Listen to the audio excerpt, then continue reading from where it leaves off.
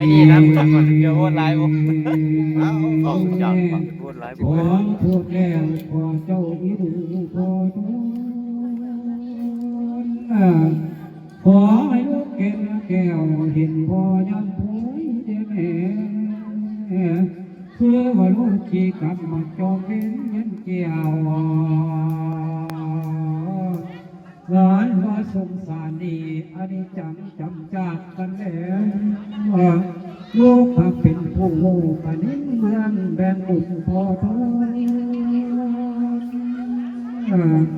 ผ่านว่าคำผิดนี่อยากมีมาไปพอจริงแล้วพอหักใจสลังลงหอมกระทึกพอแล้วบัดนานีพวกพ่อนั่งแอวองค์ประสาทพอไม่ขึ้นพ้นเมืองนั่งปอมเป็นเจ้า